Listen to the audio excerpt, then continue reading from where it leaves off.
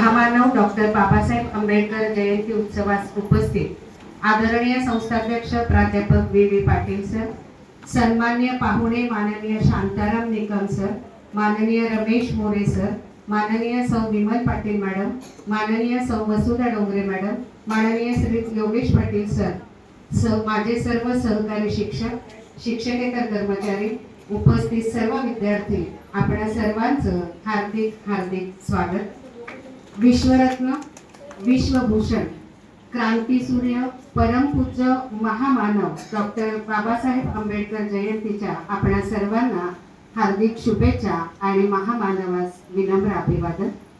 आज 14 एप्रिल भारतीय राज्यघटनेचे शिल्पकार यांची 134वी जयंती, त्यानिमित्ताने आपण सगळे इथे जमलेलो आहोत।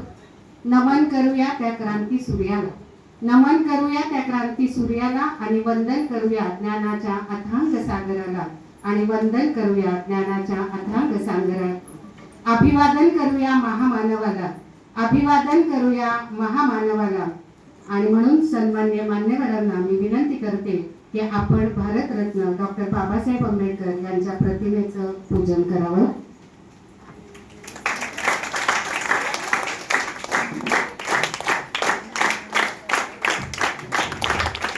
आमच्या विद्यार्थिनींना विनंती करते की आपण भीमगीत सादर करण्यासाठी पुढे यावं।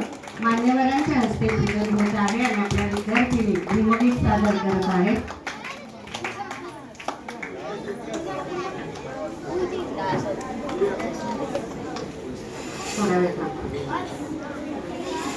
तू शिल्पकार, तू भारताचा बोधिसत्व मूक नायका, मोडल्या रूढी त्या परंपरा, दिव्यतेच्या तूच सकल न्यायदायका।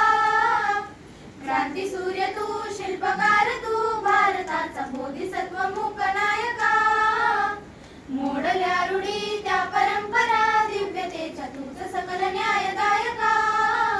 जीवन तुझे आम्हास प्रेरणा, दारी दिशा तुझीच गर्जना, गर्जना भीमराया, माझा भीमराया, भारताचा पाया, माझा भीमराया, आला उद्धाराया, माझा भीमराया। स्पर्शिले तू ओंजळीने, खुले केले पाणी 14 तळ्याचे, हक्क देऊन माणसाचे, केले सोने पीडितांच्या जीवनाचे। शिका संघटित व्हा आणि संघर्ष करा, शिका संघटित व्हा आणि संघर्ष करा, मार्ग प्रगतीचा दाविला दिना। भीमराया, माझा भीमराया, भारताचा पाया, माझा भीमराया, आला उद्धाराया, माझा भीमराया, भीमराया, माझा भीमराया। आणि अपार मेहनत करून दिले संविधान कल्याणकारी लोकशाहीचे, आणि अफाट संघर्ष करून दिली शिकवण मानवतेची आणि माणुसकीची, दिली शिकवण मानवतेची आणि माणुसकीची। अशा या मानवतेच्या उपासकास विनम्र अभिवादन करून आपण पुढच्या कार्यक्रमाला सुरुवात करणार आहोत। आजच्या कार्यक्रमासाठी उपस्थित पाहुणे जे आहेत, माननीय शांताराम निकम सर, सेवानिवृत्त शिक्षक, एक उत्कृष्ट लेखक, कवी, माजी नगरसेवक, त्याचबरोबर शिक्षण समिती सदस्य, उल्हासनगर महानगरपालिका, यांचे स्वागत आणि सन्मान करण्याची विनंती आदरणीय संस्थाध्यक्ष प्राध्यापक वी पाटील सर यांना मी करते। या ठिकाणी प्रत्येक परिचय त्यांचा केलेला आहे, शिक्षक म्हणून सेवानिवृत्त झालेले आहेत। त्यानंतर उल्हासनगर महानगरपालिकेचे सभासद म्हणून होते, शिक्षण समितीमध्ये होते। सुभाषटेकडी परिसरामध्ये आणखी 3-4-5 वर्षाच्या मुलापासून ते 80 वर्षाच्या वृद्धापर्यंत शांताराम निकम यांचं घर कुठं आहे असं कोणी जर विचारलं तर ते घर दाखवणे एवढा परिचय जो आहे तो परिचय साधारणतः आहे। शिक्षण क्षेत्रामध्ये असेल, सामाजिक क्षेत्रामध्ये असेल, राजकीय क्षेत्रामध्ये असेल, एक जास्त व्यक्तिमत्व आहे। आणि सुखदुःखामध्ये सहभागी होऊन त्याच्यामध्ये आनंद मानणारे ज्या व्यक्ती असतात त्या व्यक्तीमध्ये त्यांचा समावेश होतो. आपल्या शाळेमध्ये आपण सर्वांनी पाहिलं असेल की या अगोदर वेगवेगळ्या आपल्या स्पर्धा ठेवतात, कथाकथन, काव्य वाचन असे, म्हणजे अशा वेगवेगळ्या स्पर्धेच्या माध्यमातून आपण त्यांना बोलवतात. त्यांना विद्येची आवड आहे, सामाजिक प्रकारची आवड आहे. आणि त्यामुळं असं व्यक्तिमत्व जे आहे ते परत परत आपल्या संपर्कामध्ये घ्यावं, त्याचा सहवास लाभावा आणि आपल्या सर्वांना त्यांची जी काही ज्ञानाची कण आहे ती देता येईल म्हणून आपण त्यांना त्या ठिकाणी निमंत्रित करत असतो. मी त्यांना निमंत्रण पण ते अवश्य मी आपल्या कार्यक्रमाची वेळ उपस्थित आहे. माझ्या वतीनं आहे, संस्थेच्या वतीनं, कर्मचारी आपल्या सर्वांच्या वतीनं मी त्याचं सत्कार करत आहे, स्वागत करत आहे. त्याचे स्वीकार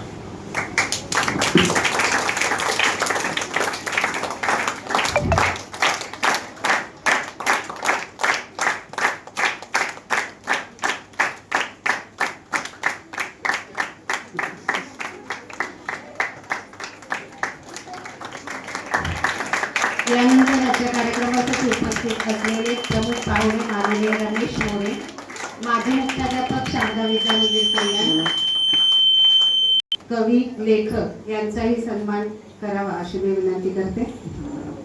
यानंतर माझा विद्यार्थी आणि अगदी कौटुंबिक संबंधी जवळजवळ 30-35 वर्ष आहेत.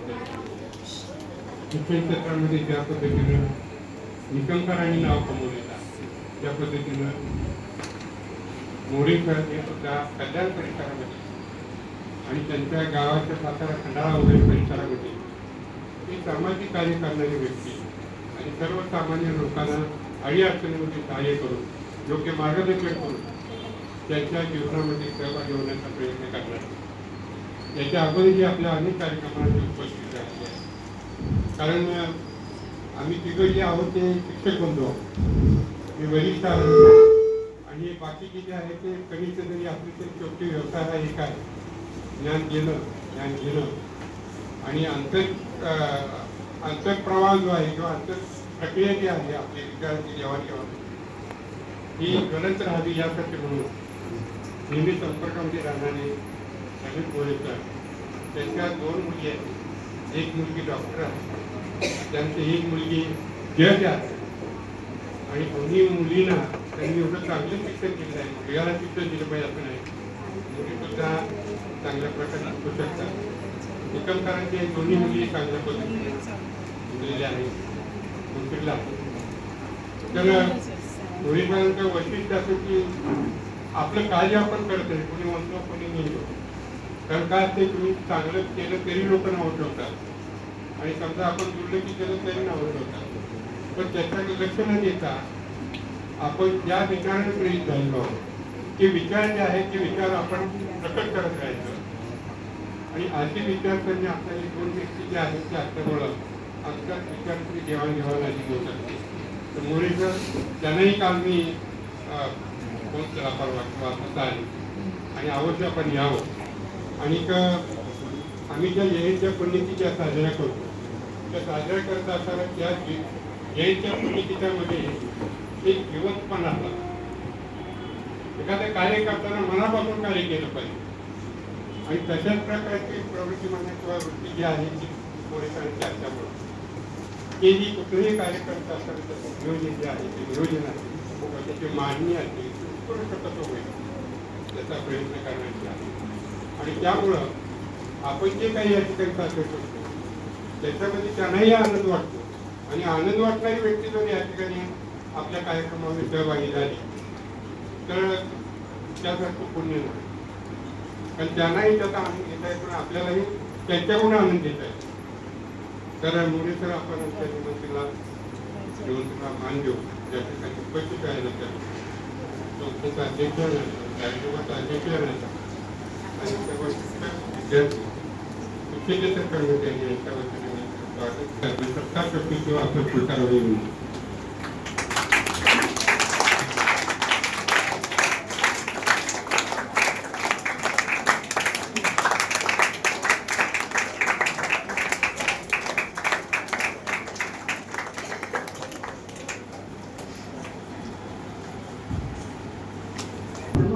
आदरणीय प्राध्यापक व्ही पाटील सर यांचा सन्मान माध्यमिक विभागाचे सन्माननीय मुख्याध्यापक श्री योगेश पाटील सर यांनी करावा अशी मी सरांना विनंती करते.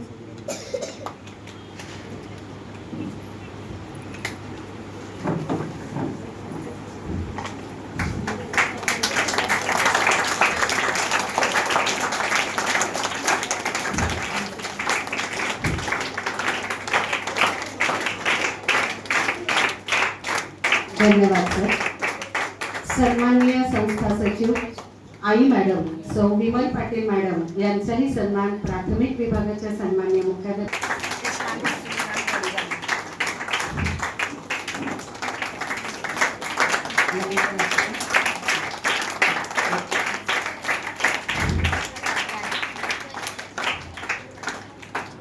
संविधानाची प्रत आपल्याला भेट देत आहे.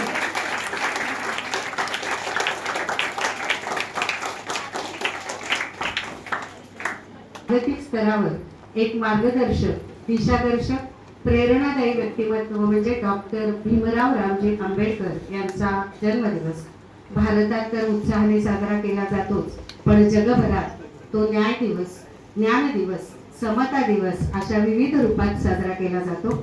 आपले विद्यार्थी बाबासाहेबांचं बालपण, शिक्षण, सामाजिक कार्य याबद्दल सांगणार आहेतच, पण जयंती ज्या हेतूने आपण साजरी करतो अशा महान पुरुषांचे आदर्श घेताना त्यांचा थोडक्यात अर्थातच भीमराव ते महामानव असा प्रवास आहे तो नक्कीच सोपा नव्हता.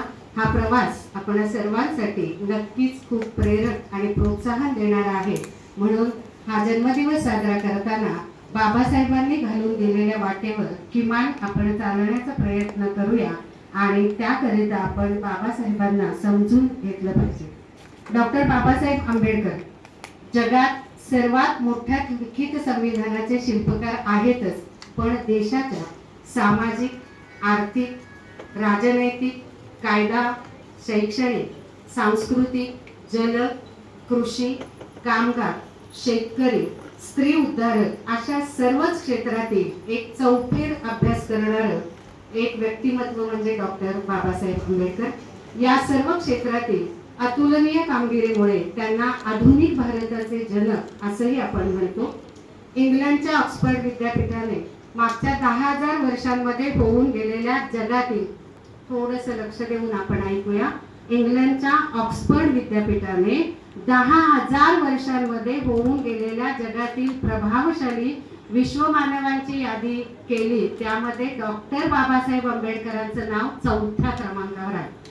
जागतिक पातळीवर ज्या विश्वमानवांची यादी केली आणि अजून महत्त्वाचं म्हणजे या यादीत प्रथम क्रमांकावर नाव आहे तथागत गौतम बुद्ध.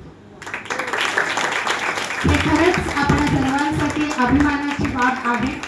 अर्थात तिथं नाव मिळवणं हा प्रवास किंवा हे जगणं नक्कीच सोपं नव्हतं. कुशाग्र बुद्धिमत्ता, प्रगाढ विद्वत्ता, तल्लख स्मरणशक्ती असलेले बहुआयामी व्यक्तिमत्व असलेल्या बाबासाहेबांचं ज्ञान क्षेत्रामध्ये तब्बल 64 विषयांवर प्रभुत्व होतं.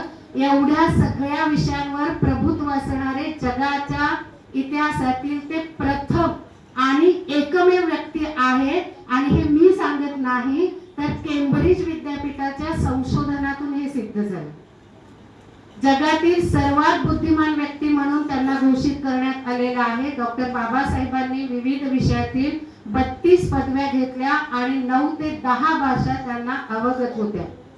जाती व्यवस्थेविरुद्ध प्रखर संघर्ष, जागतिक पातळीवरील सर्वश्रेष्ठ संविधानाचे शिल्पकार अशा अनेक अद्वितीय सेवेसाठी केलेल्या योगदानाबद्दल 1990 मध्ये भारत सरकारने त्यांना भारत रत्न हा भारतातील सर्वोच्च पुरस्काराने गौरवलं.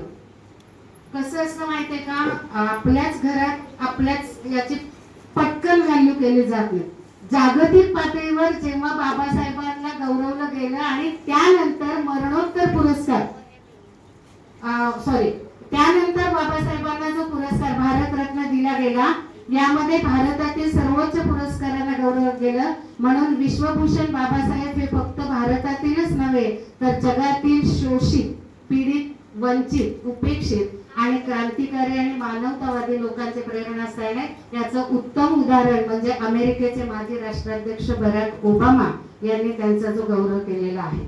आपल्या सगळ्यांना त्यांचं बालपण वगैरे या सगळ्या गोष्टी माहीतच आहेत, पण आपण विद्यार्थी म्हणून आणि अगदी आम्ही सामान्य शिक्षक म्हणून सुद्धा ते शिक्षणाचं महत्त्व सांगताना ते म्हणतात, शिक्षण हे वाघिणीचं दूध आहे आणि जो प्राशन करेल तो गुरगुरल्याशिवाय राहणार नाही, अशी भीमगर्जना करून शिक्षणाचं महत्त्व सांगणारे ज्ञानसूर्य, शब्दसूर्य, कोटी कोटी कुळांचे खरं तर उद्धारक आहेत. आणि असं अष्टपैलू व्यक्तिमत्व म्हणजे डॉक्टर बाबासाहेब आंबेडकर. पुढे म्हणतात, शिक्षण हे परिवर्तनाचं, बदलाचं महत्त्वाचं माध्यम आहे.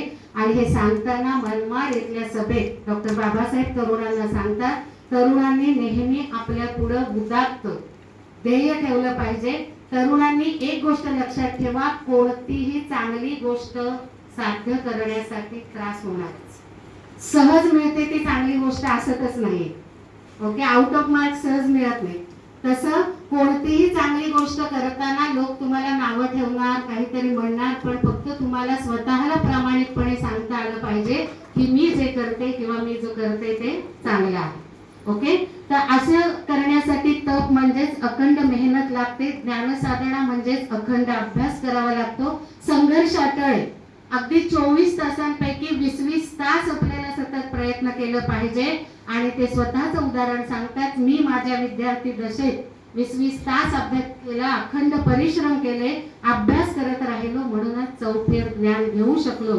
आणि त्यांच्या मते खूप महत्त्वाचं वाक्य आहे त्यांचं, तुम्ही किती अंतर चाललात हे महत्त्वाचं नाही, तुम्ही किती वर्ष आयुष्य जगलात हे महत्त्वाचं नाही, तर यापेक्षा तुम्ही नेमक्या कोणत्या दिशेने जात आहात किंवा कोणत्या दिशेनं तुमचं मार्गक्रमण करीत आहात हे अधिक महत्त्वाचं आहे. आणि म्हणून बाबासाहेब म्हणतात, बुद्धीचा विकास आणि विचारांचा विकास हेच नेहमी आपलं ध्येय असलं पाहिजे. तरुणांनी उच्च शिक्षण घेऊन फक्त बुद्धीचा विकास तर करायचा आहेच, पण प्रज्ञा, शील आणि करुणा या तत्वांनी आपलं चरित्र घडवलं पाहिजे. त्याचबरोबर समता, स्वातंत्र्य, विश्वबंधुत्व या लोकशाही तत्वांचा अंगीकार सुद्धा प्रत्यक्ष जीवनात दिला पाहिजे. मी एकदम साधं उदाहरण सांगेन. आमच्या कोल्हापूरचा एक तरुण संविधान संवादक आहे, जो संविधान संवादकांचा ग्रुप आहे की संविधान सोप्या भाषेत तुम्हाला कसं समजेल, त्यामधलं स्वातंत्र्य तत्व सांगताना राजवैभव शोभा रामचंद्र हे त्या संविधान संवादक ग्रुपचे लीडर आहेत. तर ते सांगतात, आता तुम्ही खूप दाटीवाटीत बसले, बरोबर आहे, तुम्हाला मी हात वरती करा म्हटलं तर तुमचं जाऊ शकेल, पण बाजूला करा म्हटलं, तुम्हाला हात वरती करण्याचं स्वातंत्र्य आहे, तुम्ही करू शकता.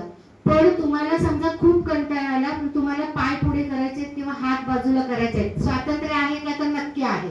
पण माझं स्वातंत्र्य उपभोगताना मी दुसऱ्याला त्रास होणार आहे. आणि म्हणून स्वातंत्र्य जरूर आहे, पण त्या स्वातंत्र्याचा उपभोग घेताना किंवा माझं स्वातंत्र्याचा हक्क मी गाजवताना दुसऱ्याच्या स्वातंत्र्याला त्रास होऊ नये ही काळजी घेणं खूप महत्त्वाचं आहे. तेव्हा स्वातंत्र्याचा खरा अर्थ आपल्याला घेता येईल. आणि म्हणून इतरांचं स्वातंत्र्य जपणं हे आपलं कर्तव्य आहे. आणि अशी विचार क्रांती झाल्याशिवाय आपल्या आचारात म्हणजेच वागण्यात बदल होत नाही. विचारात झाल्यानंतर पण तो आचारात यायला खूप वेळ लागेल. आणि म्हणून बाबासाहेब सांगतात, वाचनाने विचार सुधारतात आणि त्यांनी हे फक्त सांगितलेलं नाही, ते बोलते सुधारक नाहीत तर करते सुधारक आहेत. आणि म्हणून त्यांनी त्यांच्या वाचनातून हे सिद्ध केलेलं आहे.